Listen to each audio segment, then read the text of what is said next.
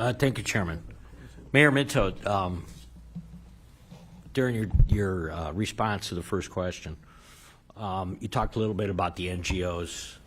Can you tell us kind of what's your overview on, and Mayor Franklin, I'm sure you have an opinion on this too,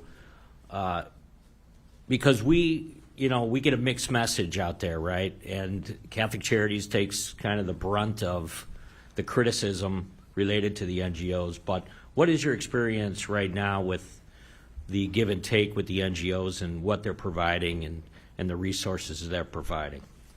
Well, what I'd like to do first is give you a little background on my experience with non-government organizations. And during the 2000s, I'll say, as I was a police officer, my job was to create programs to keep kids out of trouble, out of the justice system, and we relied heavily on non-government organizations because when you encumber your police officers, your probation officers, they are not doing a job that they can be doing elsewhere.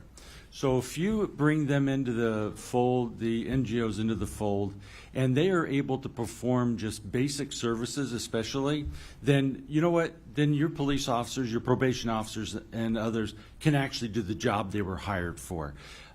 It's better to find out what the cause is for an issue. We know that kids, for instance, do a lot of things, everything from boredom to being abused. And if you can find out why they're doing that, you can fix the problem.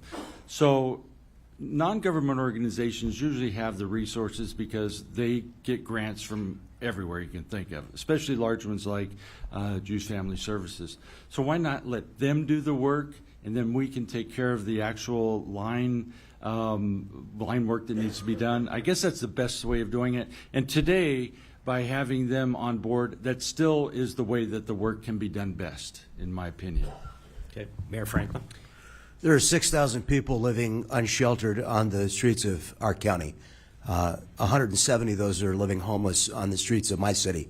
Until I've got every single person who's an American off the streets and into a place of shelter, the idea of spending federal or county money to welcome immigrants who have come unlawfully. I visited that center funded by the federal taxpayer through the county of San Diego.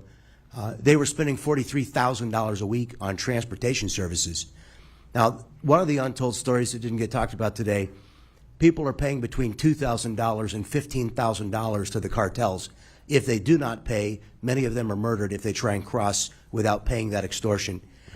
They come across oftentimes, as you've seen, in their best new clothes, and they're here to start a new life in the United States. Probably most of them that could afford the $15,000 or whatever they paid probably also had a few $1,000s in their pocket to get where they're going. Now, I don't have a problem with Catholic Charities and other NGOs providing some assistance on a compassionate humanitarian basis, but why the taxpayer would address the needs of people who have entered unlawfully, who seem to have some money, before we would address the needs of those who are living without shelter, who are homeless, defies explanation. So that's my experience. Thank you. I yield back.